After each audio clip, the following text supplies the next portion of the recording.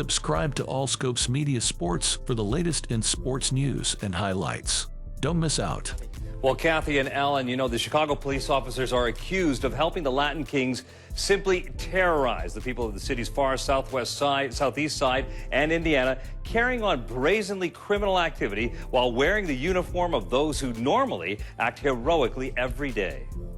It could not have been easy for Chicago's top cop to be upbeat about a multi-state takedown of alleged gang members, not when two of his guys, retired officer Antonio C. Martinez Jr., who lives here, and Alex Guerrero, who was on duty when arrested and also lives on the far southeast side, are alleged to have helped them steal money, drugs, and run a criminal enterprise. Well, if you can't beat them, sue them. It's a policy one northwest suburb is taking seriously as it fights a menacing problem, gangs. CBS 2's Mike Parger went to Elgin tonight, where they're literally taking gang members to court. The Elgin police and the Kane County State's Attorney's lawsuit declaring one major gang, the Latin Kings, a menace to the community. They're hoping a judge will issue an order making it illegal for gangbangers to gather in public, flash gang signs, or recruit new members. The task force discovered a gang in the Albany Park area that was allegedly preparing to kidnap, torture, and kill a drug dealer. 8 members of the gang, which police say frequents the Kedzie Lawrence area on the northwest side, are now charged in this foiled plot. In addition, police say they believe that 3 of the suspects were also responsible for 2 of the city of Chicago's unsolved murders. The history of the Latin Kings in Chicago is deeply intertwined with the city's complex social landscape. Emerging as one of the most notorious street gangs, the Latin Kings have left an indelible mark on Chicago's history. From their humble beginnings to becoming a powerful force, the evolution of the Latin Kings reflects the challenges faced by urban communities and the impact of socio-economic factors on gang formation. We're all Latin Kings. And see right there on the wall, you can read over there by the crown over there with the LK, it says Amor. And Amor right there means love. Amor stands for a lot of things for the King brothers. It stands for, the A stands for Almighty. The crown right here, that's our nation. This is what we write on right here. This is our crown. This is what we write in the streets, in our neighborhood. And this LK right here, it stands for Latin Kings. See, and it's in black and gold, because this is our colors. Our colors are black and gold. So then this is our crown, our 5-point dimes, and we have a diamond too. Right here, as you can see, it says, here the sun shines. Because that's what we're about. We're about black and gold, and the sun is gold. So that's why the sun means something to us. They wrote here the sun shines because Negro, they put his wall right there, and it shines on his wall forever right there. The early history of the Latin Kings, starting in 1954 with the formation of the club named the Imperials, reflects the social and racial tensions in the near West Side neighborhood. Ramon Santos, a young Cuban youth raised in Puerto Rico, founded the Imperials along with 2 other boys, including his stepbrother Fast Eddie. The primary purpose of the club was to defend against racial strife and antagonism from Italian, Irish, and Greek gangs with strong anti-Puerto Rican sentiments. During this period, the Hispanic community also faced bullying from larger black gangs such as Clovers, Imperial Chaplains, and Egyptian Cobras. With the emergence of new gangs like the Egyptian Cobras, Taylor Street Dukes, and Ambrose in 1954, the Imperials found it necessary to form in order to protect the Hispanic community. The Imperials focused on defending against external threats and were not inclined to fight other Hispanic groups. Their activities extended to Madison and Paulina in the same neighborhood, where they engaged in conflicts with both black and white gangs. The expansion of the club and the inclusion of new members, such as King Papo, Eddie King Tiger Rodriguez, Fast Eddie, and Joe Gunn, marked a period of growth for the Imperials. The addition of 17-year-old Julio Campa Munoz further increased their numbers. The club's main symbol, a crown, is noteworthy as it laid the foundation for the crown emblem used by the Latin Kings today. Although at that time, the crown had only 3 points, the Imperials operated as a reclusive organization, choosing to move in silence to avoid drawing attention from the press. Unlike some other gangs in the neighborhood that sought social services at places like Hull House or other clubhouses, the Imperials maintained a more independent and self-contained approach. The mid-1950s marked a significant shift for many Puerto Rican families in the Near West Side community and the Old Town neighborhood. The construction of Carlos and Berg Village over the La Clark Puerto Rican settlement, coupled with changes in the La Madison settlement, led to the relocation of families. By 1961, the Puerto Rican settlements were clearing out, and residents started moving into areas such as Wecker Park, East Village, West Humboldt Park, East Humboldt Park, Uptown, Lincoln Park, and Lakeview. During this time, major construction on the expressway system, particularly the Eisenhower 290 expressway, had a direct impact on the Laughlin and Van Buren area. The expressway construction played a role in the transformation of the neighborhood. Ramon Santos, known as King Papo, moved away from Laughlin and Van Buren in 1961, settling in Levitt and Schiller. Some members of the Imperials followed him, and others moved into West Humboldt Park near Ohio and Kedzie. King Papo's relocation to Levitt and Schiller marked a historical moment as the Imperials became the first Hispanic gang in Wicker Park and on the entire north side of Chicago. The early 1960s saw the beginnings of Mexican migration to Little Village. In 1962, the first Mexican families arrived, and their small numbers sometimes meant that they were not aware of each other's presence. However, those who did connect were able to come together in the face of certain forms of discrimination.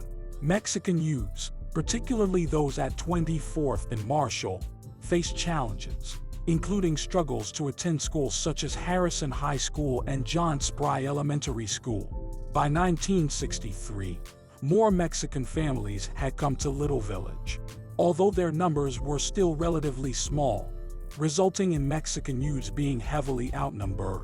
This period coincided with evictions in the Little Italy section of the Near West Side neighborhood due to the construction of the new University of Illinois at Chicago. What's your gang affiliation? You are self-admitted, correct? Yes. And who do you ride with? I ride with the Almighty Latin King. From where? CA, Columbia and Ashland. Columbia and Ashland. That's the neighborhood that he turned out king in? Yeah. And you have tattoos? I got my 5 points or 5 points on the crown. JR's initials with his king crown. They call me Joker Poker. Joker Poker, that's his street name. The hostility from the white population, particularly the greasers, led to an increased focus on Puerto Rican youths. In response to the brutal beatings and aggression they faced while simply walking down the street or going to the store, Puerto Rican youths formed street gangs to protect themselves.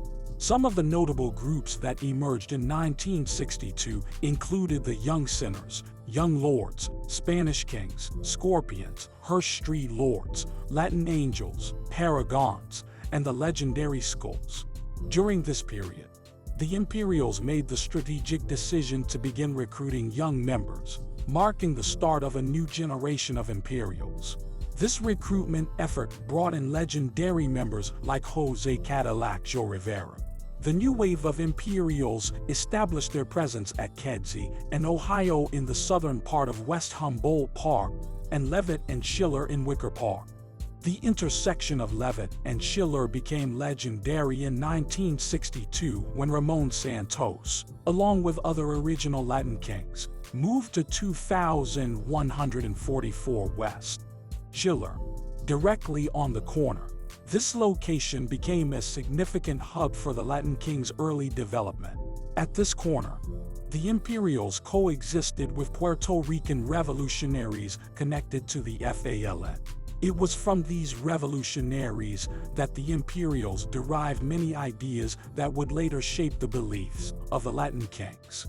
While the Latin Kings did not adopt the extremist approach of the FALN, they incorporated several basic revolutionary ideas into their own ideology. The Levitt and Schiller intersection played a crucial role in the formation of these early Latin King beliefs. Legendary Latin Kings, including Cadillac Joe, Fast Eddie, and Lefty, emerged from this influential location. By the early part of 1964, Phil took charge of the Skulls, and they made the strategic decision to relocate to Levitt and Schiller. This move positioned the Skulls alongside the Imperials, and together they began planning for unity and a strategy to protect the Puerto Rican community.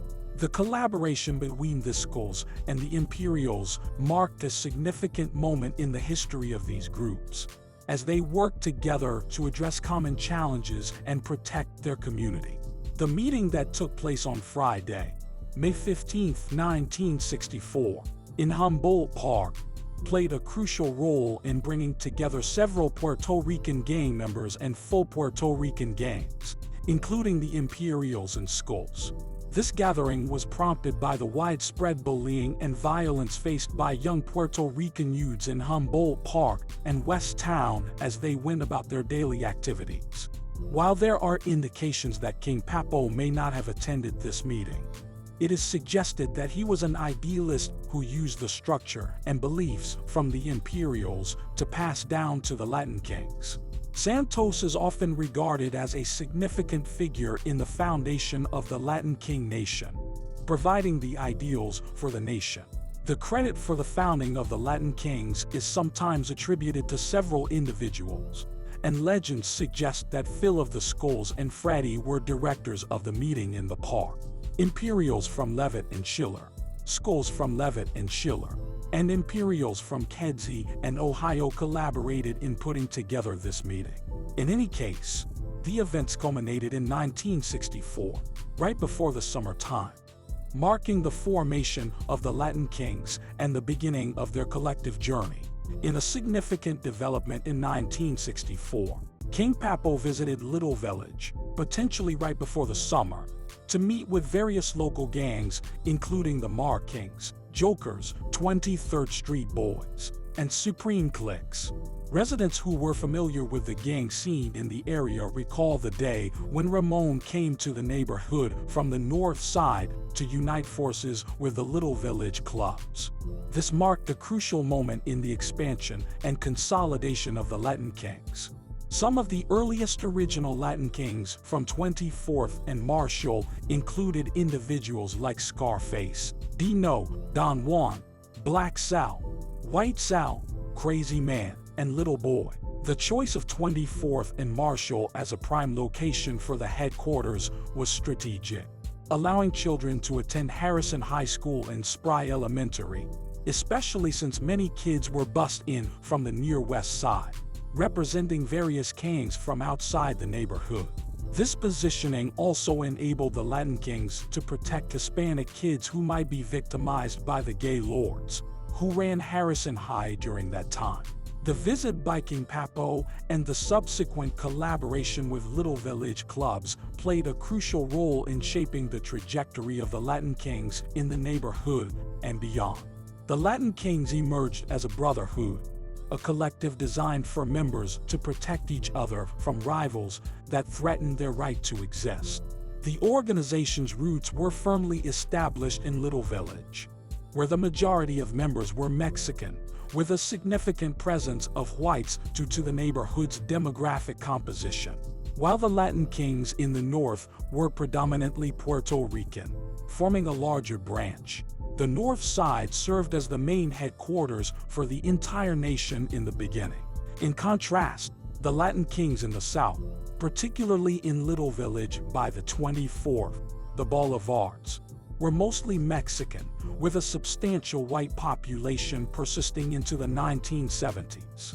The Latin Kings fiercely defended themselves against greaser clubs and other bullying groups, as well as confronting crooked and racist police officers who targeted Puerto Rican youths.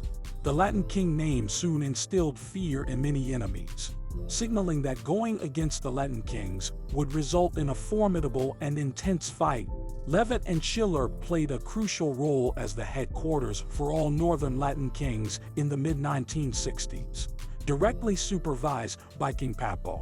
Many youths attending Sabin Elementary joined the Latin Kings as a response to being attacked by greasers, and the transition from looking up to the Imperials in the earlier 60s to joining the Latin Kings was evident by 1964. Freddie Aviles opened the first West Humboldt Park Latin King section at Kedzie and Ohio, expanding the presence of the Latin Kings in different neighborhoods. In the mid-1960s, all Latin Kings citywide, whether on the north side, south side, or west side, were required to report to Levitt and Schiller as it served as the first Latin King headquarters. While King Papo headed Levitt and Schiller and played a significant role in starting branches in other areas, it's important to note that he wasn't the sole founder. The Latin Kings had contributions from various individuals and groups that came together in the early 1960s to form the organization.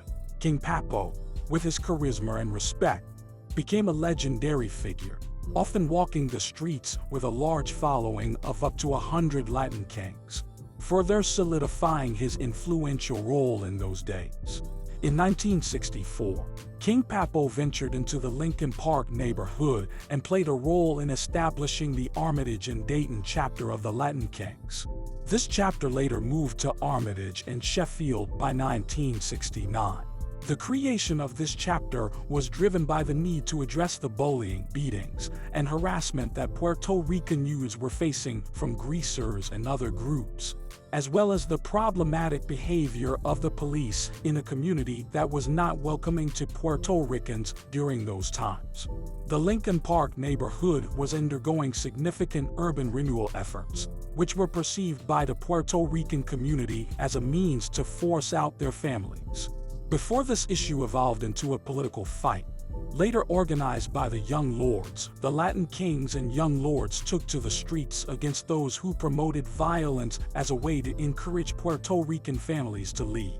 In this context, the Latin Kings fought alongside the Young Lords against those who sought to use violence to displace families. However, tensions arose between the Latin Kings and the Young Lords, and the Latin Kings formed an alliance with the Paragons of Halsted and Armitage. In 1964, the Latin Kings opened a branch at the intersection of Noble and Cortez in the East Village neighborhood. Michael Perez played a key role in starting this branch, and it quickly became embroiled in conflicts with other local groups. The Harrison Gents, formed in the same year, and the Gay Lords were among the groups with which the Noble and Cortez Kings clashed. By 1965, leadership transitioned to the Junior Latin Kings, and the seniors moved to Ashland and Cortez. This branch continued its existence until 1972, when many members relocated to the Beach and Spalding branch, resulting in the closure of the Noble and Cortez territory. Despite its closure, the Noble and Cortez chapter remained a legendary section within the Latin Kings' history. During the same year, in 1964, the Latin Kings also established the Winthrop and Ainsley chapter in the Uptown neighborhood. This chapter went on to become notorious for many years to come. These expansions and chapters highlight the dynamic nature of the Latin Kings' presence in various neighborhoods during the 1960s, with each chapter contributing to the organization's history and legacy. In 1964, the Latin Kings expanded their presence by opening a branch in East Humboldt Park at Maplewood and Wabansia Street. Additionally, they established a legitimate sandwich shop at Rockwell and Hirsch, which also sold candy, pop, and chips. This shop, located across from Von Humboldt School, had a clubhouse on the second floor. Legend has it that this section of Latin Kings allowed the Maniac Latin disciples to operate peacefully when they formed in 1966. This cooperation may have contributed to the growth and flourishing of the Maniac Latin disciples until both organizations later went to war. Julio Campa Munoz was in charge of the section at Maplewood and Wabansia until he was imprisoned in the late 1970s. The section closed in 1979, relocating to Kedzie and Wabansia in West Humboldt Park. Another branch that possibly started as early as 1964 was the First Bridgeport chapter at 27th and Normal. They opened a clubhouse at 2702 South Normal Street, easily identifiable by the spray-painted Latin King wording on the door. However, this chapter only lasted 5 or 6 years, and a new chapter was later born at 33rd and Morgan in the late 1970s. In 1964, the Latin Kings expanded their presence on the south side by establishing the 57th and Housestead branch in the Inglewood neighborhood. This branch emerged in a small Puerto Rican enclave facing challenges from white greaser gangs and black gangs like the Devil's Disciples. The Latin Kings at 57th and Housestead also engaged in conflicts with the Village Sharks and later with the Emerald Knights. Before the branch closed in 1971, the main Hispanic enemy for this section was the Emerald Knights. During the same year, in 1964, Latin Kings were initially barred from starting in the Pilsen neighborhood. However, a collaboration with the Rampants from Pilsen led to an invitation for the Latin Kings to the heart of Chicago neighborhood, West Pilsen. In this new neighborhood, the Latin Kings established a section at Coulter and Damon known as the Coulter Counts. Abel Bull Torres played a key role in founding this section, which was later renamed Coulter Kings in 1968 after several Rampants joined the Latin Kings. The Coulter Kings became a hardcore section that persisted until 1987. In 1964, an unusual development occurred with the Latin Kings establishing their very first suburban branch inside Johnny's Top Hat nightclub in the suburb of Cicero. This particular group of Latin Kings in Cicero was Greek and formed by Serbian John, a pimp and gang leader. Cicero became the first suburb to house a Chicago street gang, marking a unique expansion for the Latin Kings. This Cicero Greek Latin King section persisted until the early 1970s, eventually replaced by later sections. In the early days of the Latin Kings, around 1964, members frequented a restaurant called Mom and Pop's, situated right across from Sabin Elementary School near Levitt and Schiller. This restaurant, equipped with a jukebox, served as a regular meeting spot. Soon after, the Latin Kings opened their very first clubhouse 2 buildings north of the restaurant in a basement they named Pete's. It was in this clubhouse, around the fall of 1965, where the first Latin King crown was drawn up. Additionally, the Latin Queens were founded in the same year within this clubhouse, marking the establishment of a significant aspect of the Latin King structure. In the West Town and Humboldt Park areas, the Latin Kings encountered numerous adversaries, both of Puerto Rican and white descent. However, some of their most intense rivalries were with white gangs, particularly in their early days in the mid-60s. Among the white gangs, the Gay Lords of West Town were the largest and most notorious. This group, along with other white gangs, roamed throughout West Town and Humboldt Park, causing trouble. The Gay Lords, in particular, were known for haunting Humboldt Park, the actual park, and assaulting groups of Hispanic kids, subjecting them to brutal beatings. Many Puerto Rican people referred to the Gay Lords as the Polish Mafia due to their size and the sociopathic behavior of some of their members. As early as 1964, the Latin Kings adopted an inclusive approach, welcoming members of any race, whether one was white, black, Asian, Dominican, Cuban, Honduran, Middle Eastern, or from any background.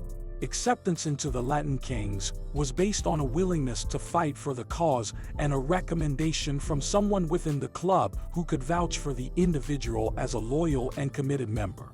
The Latin Kings were characterized by a level of sophistication, with the organization being run by adult men, some as old as 30 years old by the mid-1960s. The presence of older members who possessed networking skills and familiarity with navigating the city facilitated the Latin Kings' expansion into new communities from the very beginning. The organization had the ability to absorb smaller gangs and convert them into Latin kings, contributing to the growth and expansion of the empire. Among the original Latin kings, there were individuals who were immigrants from Puerto Rico and Mexico. In 1964, the Latin kings found themselves in conflict with one of their future significant allies, the Young Lords. This conflict escalated into a 2-year war that continued until the Young Lords shifted their focus to passive activism and were no longer interested in neighborhood control. The conclusion of this 2-year war coincided with the Division Street riots on June 12, 1966. During these riots, sparked by the unjust killing of a Puerto Rican man by the Chicago police, members of the Young Lords and Latin Kings took to the streets to protest against police brutality and advocate for human rights. On this day, King Papo, Eddie L.B., Bronco, and King Tiger, alongside the Young Lords, formed an alliance during the unrest. This alliance marked the end of hostilities between the Latin Kings and the Young Lords, and they became allies once again. The events of June 12, 1966, became a turning point for the Latin Kings, propelling them into the news headlines across the United States and potentially globally. This increased public awareness and recruitment for the Latin Kings. However, it also brought heightened attention from law enforcement. From its inception in 1964, the Latin Kings had a grand vision of protecting not only their own communities, but all Hispanic communities citywide. However, this vision faced resistance from other Hispanic groups. The Latin Kings extended opportunities to these groups, inviting them to join their ranks or at least agree to follow certain basic rules of conduct within the communities. Many of these other groups, however, tended to exhibit a rebellious nature, often rejecting authority and defiance against the Latin Kings. The Latin Kings aimed to bring a sense of organization and discipline to these groups because many were perceived as disorganized, involved in drug addiction, associated with undesirables, bullies, disrespectful to their communities, or simply weak and unproductive in protecting their neighborhoods. Following the resistance, disrespect, and defiance from other Hispanic groups, the Latin Kings initiated the 1966 conquest of the West Town and Humboldt Park areas. The objective was to address disorganization and eliminate undesirable elements within these neighborhoods. In this process, the Latin Kings dismantled several gangs that were perceived as a hindrance to the community's well-being. One of the first gangs targeted by the Latin Kings was the Scorpions, located in Wicker Park from Western and Hirsch. Led and founded by Sleepy, the Scorpions were disbanded in 1965 after Sleepy was killed by Latin Kings. In 1966, the Latin Kings dismantled the Latin Angels, situated at Maplewood and Division in East Humboldt Park. Additionally, even though the Latin Kings were on good terms with the Paragons from Lincoln Park, they became upset with the arrival of the Junior Paragons in East Humboldt Park at Washtenaw and Potomac. Consequently, the Latin Kings took action to eliminate the Junior Paragons. In 1966, the Latin Kings continued their territorial expansion, taking action against the Hirsch Street Lords of West Humboldt Park at Spalding and Hirsch, breaking up their club. This strategic move gave the Latin Kings leverage to advance further up Kedzie, reaching Kedzie and Division, leaving Ohio and Kedzie behind. This territorial grab was pivotal and played a role in advancing the Latin Kings toward Beach and Spalding. During the same year, the Latin Kings also conquered the Young Sinners.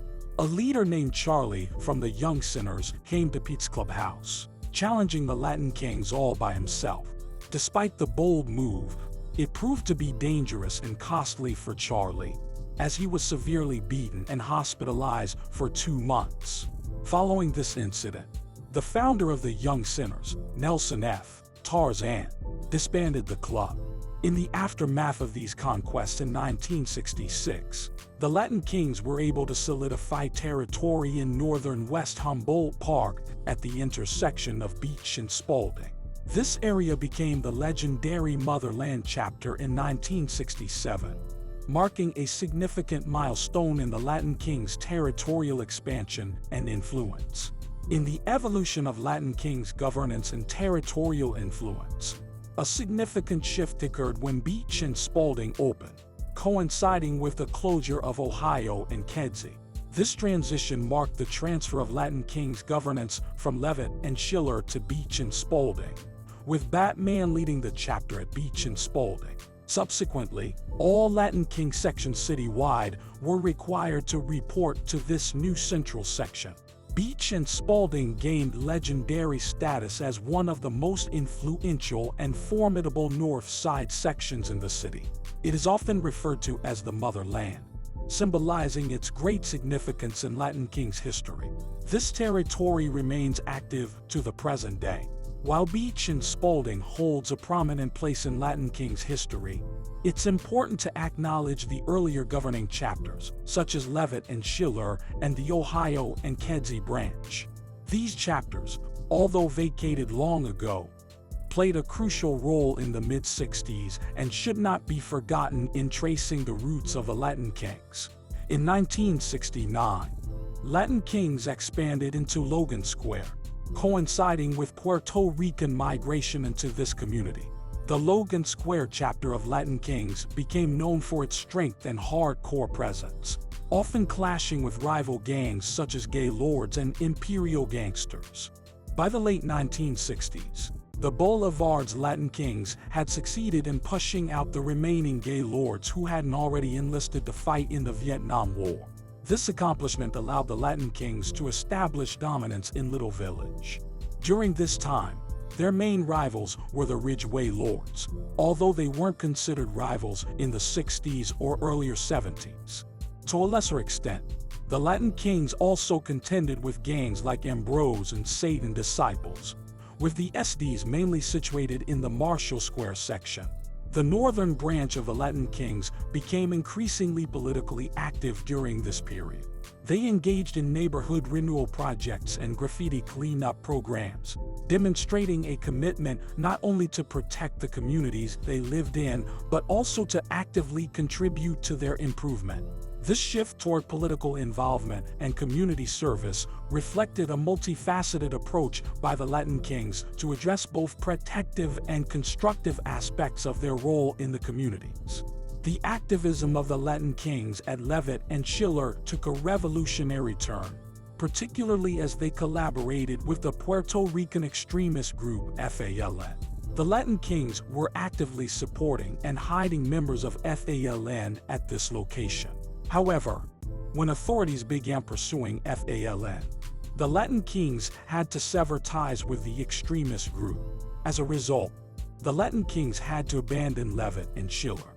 King Papo left that location, and most of the main members moved to Beach and Spalding. Following their departure in 1971, the Insane Unknowns took over Leavitt and Schiller. Since their formation in 1964, the Latin Kings had been involved in the drug trade, a common trend among gangs during the 1960s. However, during this period, the drug trade did not entirely dictate the organization's activities, similar to other gangs of that time. Interestingly, the Latin Kings took pride in actively confronting unauthorized drug dealers in their communities. They achieved this by robbing these dealers and, in doing so, aimed to eliminate drug-related issues from their neighborhoods. King Papo himself, alongside Spanish Lord leader Big Gato, participated in robbing dealers. However, their involvement took a turn as both men developed addictions to the and they snatched. By the 1970s, King Papo and many members of the Latin Kings had fallen into addiction. This led to increased disorganization within the organization, posing a threat to its continued existence. The struggle with drug addiction appears to have been a significant challenge for the Latin Kings during this period. In June of 1971, Raul B.K. Rayo Gonzalez, a high-ranking member of the Latin Kings, faced serious legal troubles. According to court documents, on the night of June 20, 1971, Gonzalez was at the intersection of 24th and Sacramento in the Marshall Square neighborhood. He spotted Ernesto Villagomez in a car with several other people and proceeded to fire bullets into the car. The driver of the car was killed in the incident, causing the car to crash into a building. Ernesto Villagomez, the intended target, survived. The motive behind the shooting was linked to the rivalry between the Latin Kings and the Bishops gangs. Ernesto Villagomez had associations with both gangs, and Gonzalez, disapproving of Villagomez hanging out with the Bishops, took issue with him wearing clothing associated with the rival gang. A confrontation between Gonzalez and Villagomez occurred outside Harrison High School, where Villagomez, in response to Gonzalez's instructions about not wearing bishop clothing, reportedly wisecracked. In retaliation, Gonzalez marked Villagomez for revenge. On the night of June 20th, Gonzalez carried out the shooting, resulting in the death of Villagomez's uncle, who was driving them home from a dance. Witnesses in another car, affiliated with the Bishops gang, were present during the incident. Subsequently, Gonzalez was charged with murder and sent to prison.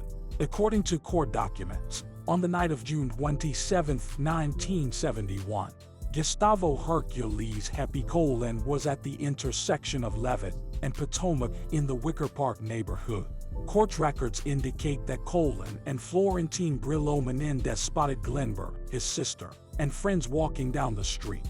Menendez reportedly shouted, "Shoot that black mother you know what," and pulled out a gun on the group of five. Glenber attempted to escape by running, but Colon shot him 3 times in the back, resulting in his death. After the shooting, Colon allegedly approached Verlinda Hamilton, putting the gun to her head and giving her a big smile. However, the gun jammed, and Hamilton was spared. The motive for the shooting was suggested to be related to Glenber's affiliation as a vice lord in Latin King territory. Gustavo Hercules Colon was not arrested for the crime until August of 1971. Brillo was reportedly deceased by the time arrests were made. Colon was then charged with murder and subsequently sentenced to 30 to 60 years in prison. In 1972, the Latin Kings faced a significant crisis marked by internal issues such as the use of heavy drugs, including heroin, by key members. The organization was experiencing disorganization, with some members not focusing on their tasks, posing a major threat to leadership. In addition to ongoing gang wars and increased scrutiny from law enforcement, the Latin Kings recognized the need for a constitution to ensure the survival and coherence of the organization. During this critical period, with key leaders such as Hercules and Rayo incarcerated for murder, a meeting was held behind prison walls. Manuel Diaz Rodriguez, Johnny Martinez, Eddie Dino, and Son Child were among the 7 Latin Kings who convened to draft the King's Manifesto. This manifesto served as a guiding document to organize and direct the Latin Kings in the right direction, facilitating operations and maintaining order. One of the significant guidelines outlined in the manifesto was the prohibition of drug use, except for marijuana. After the King's Manifesto was written in 1972, King Papo voluntarily stepped down from his leadership position due to his heroin addiction. Carmelo also left his position, leaving Hercules to oversee the North Side and Northwest Side operations, while Rayo took charge of the Southwest and South Side operations. The organization underwent a period of restructuring, and members whose behavior was deemed unacceptable were outcasted and ejected from the Latin Kings to serve as examples of the new standards.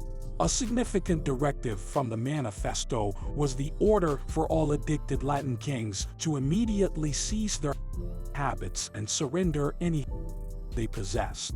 Failure to comply with this order would result in severe consequences, regardless of withdrawal effects. There were no exceptions to this rule, with Rayo assuming leadership of the South Side. He earned the nickname Baby King as the protege of the former leader, King Papo. Gustavo Colon, now in command of all northern Chicago operations, was referred to as Lord Gino. Together, these two men became known as the King of Kings.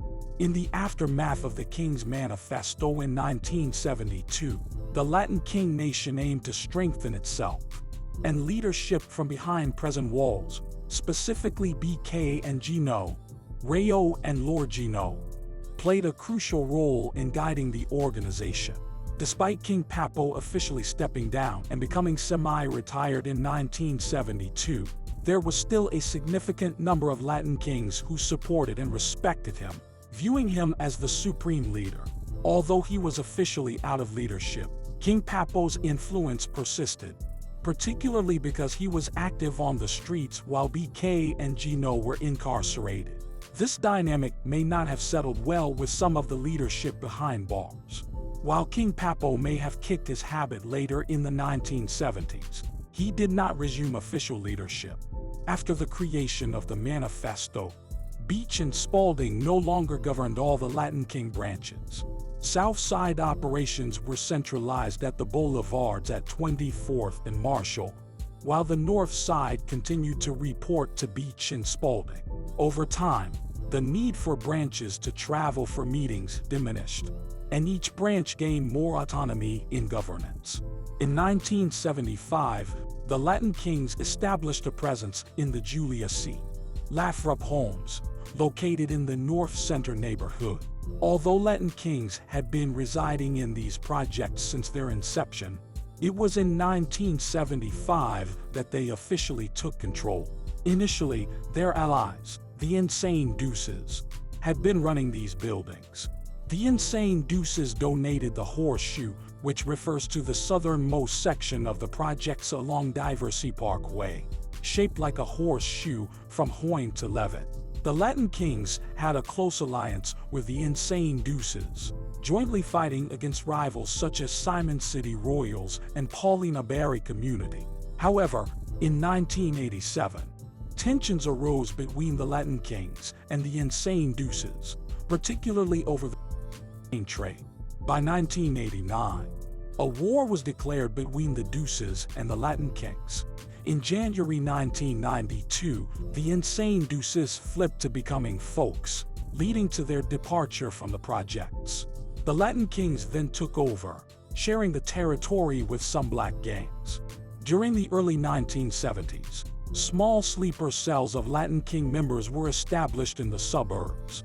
And by the mid-1970s, recruitment efforts extended to suburbs like Melrose Park and Maywood. In 1975, the Latin Kings settled in the Rogers Park community on the far north side of the city, establishing a section called Bad Boys. This group was known for internal conflicts, fighting other Latin King sections.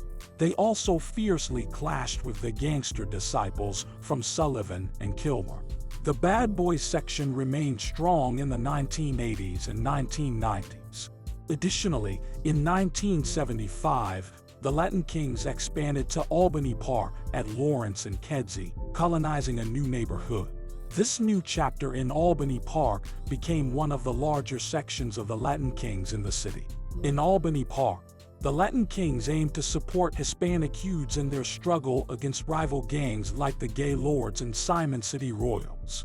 In 1976, a significant development occurred in the western suburbs of Chicago, particularly in Maywood. The suburban landscape, previously quiet and free from Chicago-based gang activity, saw a transformation with the arrival of Mexican families seeking a better life for themselves and their children. Maywood, a predominantly white community, faced economic challenges after a can factory closure, leading to frustration and hostility towards the newly arrived Hispanic and black residents. They established their stronghold and headquarters around the intersection of Fifth Avenue and Lake Street. This suburban section of the Latin Kings became well organized and tightly run, marking the very first permanent Latin King suburban branch worldwide. The Maywood Latin Kings, committed to their cause, expanded into nearby Melrose Park and Stone Park to support Hispanic families facing unfair treatment. However, by the later 1970s and early 1980s, They found themselves involved in vicious gang wars with rival gangs moving in from the city. These conflicts shifted the focus from their original goal of community assistance to engaging in turf battles. Over time, the Maywood branch expanded its influence, reaching several more south and west suburbs and extending as far as northwest Indiana. By the later 1980s and early 1990s, Latin Kings had established a presence in numerous suburbs connected near the southern side of the city, all stemming from the original Maywood chapter. In 1977, the Latin Kings once again made headlines as a Division Street riot erupted on June 4th. The catalyst for the riot was the police shooting of 2 Puerto Rican youths, sparking outrage and leading to widespread looting, vandalism, and violence in the community. The Latin Kings played a significant role in the riot, and so did the Spanish Cobras. When members of the Cobras and Kings encountered each other, they engaged in fierce fighting, contributing to the destruction during the unrest. During the same year, gang wars escalated in the Little Village area. The 2-6 gang aggressively expanded, while the Satan Disciples sought to take control of territory west of Marshall Boulevard/California. This tension resulted in a major standoff, with both gangs involved in a violent confrontation along Marshall Boulevard. Approximately 15 to 20 members of the Latin Kings faced off against an equal number of Satan Disciples, exchanging gunfire in an intense clash. Notably, one of the Latin King shooters was a Latin queen named Josie La China Contreras. La China, hailing from the boulevards, stood alongside her Latin King brothers, demonstrating her toughness by actively participating in the shootout. She was even known for winning a one-on-one fight against a larger-sized Satan disciple. In 1978, a significant event occurred for the Latin Kings. In April 1978, the Folk Nation Alliance was formed in the prison system, bringing together various gangs such as the Gangster Disciples, Black Disciples, Ambrose, Satan Disciples, Maniac Latin Disciples, Gangster 2-6, Spanish Cobras, Simon City Royals, Almighty Insane Royal Popes, Imperial Gangsters, Latin Eagles, Orchestra Albany, and Ashland Vikings. Larry Hoover played a key role in orchestrating this prison alliance, which posed challenges for gangs not aligned with the Folk Nation. In response to the Folk Nation Alliance, the Latin Kings, along with the Vice Lords and El Rucans, formed a People Nation Alliance. This alliance extended invitations to other gangs, including the Mickey Cobras, Latin Counts, Bishops, Spanish Lords, PR Stones, and Insane Unknowns. The formation of the People Nation Alliance was facilitated by the historical alliance between the Latin Kings, Black P, Stones, and Vice Lords dating back to the early 1960s. Despite occasional conflicts in specific parts of the city, these gangs had a common enemy in the Disciples. In 1979, the Latin Kings desired to reclaim Levitt and Schiller, which was now under the control of the Insane Unknowns. After negotiations, an agreement was reached, allowing the Latin Kings to move back into the area as allies with the Insane Unknowns. Although the Unknowns continued their presence until 1993, the Latin Kings remained at Levitt and Schiller until the mid-2010s. Starting in 1972, Latin Kings began residing in the back of the Yards community around 51st and Ada. The Latin Kings maintained strong ties with their People Nation allies, intensifying their collaboration on the streets. In 1981, a new directive from behind prison walls urged the expansion of the People Nation on the streets, leading the Latin Kings to actively recruit new gangs into the alliance. As a result, gangs like the Gay Lords, Insane Deuces, Villa Lobos, and Cullerton Deuces joined the People Alliance, strengthening their connections. During this period, the Latin Kings strategically expanded their presence in various neighborhoods across the city, recruiting new members and establishing sleeper cells in the suburbs. The gang's reach extended to suburbs such as Rockford, Cicero, Berwyn, and Joliet.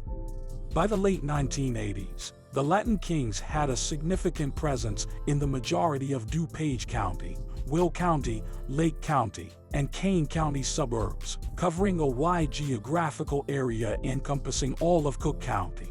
Recruitment efforts extended to suburbs like Romeoville and Bolingbrook in Will County, and additional sets were established in DuPage County suburbs including Addison, Schaumburg, Downers Grove, and Westmont. In the summer of 1988, King Papo, the founder who played a crucial role in uniting various gangs and creating the Latin King Nation in 1964, seemingly disappeared. Rumors circulated about the circumstances of his disappearance, with speculation ranging from an internal hit to fleeing the country. However, there is no confirmed information about what happened to King Papo. Despite the rumors, there is no evidence, and his body was never found. Contrary to the uncertainty surrounding King Papo's whereabouts, the Latin Kings found themselves under the sole leadership of incarcerated individuals, BK and Lord Gino. Both were serving sentences for murders dating back to 1972. Despite their incarceration, BK and Lord Gino continued to run the organization from behind bars. During this period, the Latin Kings shifted their focus toward increasing profits and asserting dominance on the streets. This shift also marked a point in time when minor conflicts with fellow People Nation gangs emerged. In 1988, the Latin Kings established a presence in the Gage Park community to address the challenges faced by newly arrived Hispanic youths in a predominantly white neighborhood. Gage Park was known for being unwelcoming to Hispanic residents, leading to racial tensions. To resolve differences and foster alliances, the Latin Kings engaged with a white group known as the Southside Heads. Through negotiations and interactions, many members of the Southside Heads ended up joining the Latin Kings. This move resulted in the rapid growth of the new Latin Kings branch in Gage Park, eventually becoming the notorious Crown Town Latin Kings. In 1991, the Latin Kings implemented an anybody killer or almighty don't like nobody policy, declaring war on several other People Nation gangs and escalating conflicts with former allies. Some of the notable gangs with who they began wars around 1991 include the Latin Counts, Bishops, Cullerton Deuces, certain Vice Lords sections, and Insane Deuces. The decision to engage in wars was influenced by the Latin Kings' growing size, making it challenging to control dominance on the streets and manage conflicts with allies. During this period, the rival Folks Alliance also experienced internal conflicts and wars among its member gangs. The Latin Kings, being a significant force, found themselves in a position where maintaining control and negotiating conflicts became increasingly complex. Additionally, the competition for profits from the drug trade further fueled tensions, leading to conflicts with other gangs demanding a share of the lucrative drug markets controlled by the Latin Kings. In many cases, the Latin Kings refused to negotiate, leading to confrontations and conflicts. By the early 1990s, the Latin Kings had expanded their presence to every suburban town in the Chicago metropolitan area, regardless of whether there was an active section or not. Their influence had reached all 50 states in the U.S. and had even extended to other countries, particularly Mexico. Additionally, New York City witnessed the development of a sizable faction of Latin Kings during the 1980s. In 1995, BK was released from prison and assumed a prominent role on the streets. However, by 1997, Lord Gino, who was one day away from release, faced RICO, Racketeer-Influenced and Corrupt Organizations Act, charges, leading to a life sentence in federal prison. In 1999, BK faced legal troubles once again, this time on felony drug charges, resulting in a life sentence. Although the Latin Kings have been involved in highly sophisticated drug-related and violent activities, this has still been an organization that was created for maintaining a strong brotherhood among members. There is a deep history here that is to be respected, and many have given their lives for the cause or have given up their freedom. One of the main reasons the Latin Kings have grown to be the largest Hispanic organization in Chicago area and one of the largest worldwide is because of the deep sense on brotherhood that was first developed in the old days and showing supreme dominance on the streets. In conclusion, the history of the Latin Kings in Chicago is a saga marked by both resilience and adversity. From their early days as a community organization to their transformation into a street gang, the Latin Kings story reflects the complex dynamics at play in urban environments. As Chicago continues to address issues of inequality, crime, and social justice, understanding the history of the Latin Kings provides insights into the broader challenges faced by communities striving for positive change. It is a narrative that urges reflection on the root causes of gang involvement and the collective responsibility to create a safer and more equitable city for all. Subscribe to All Scopes Media Sports for the latest in sports news and highlights. Don't miss out.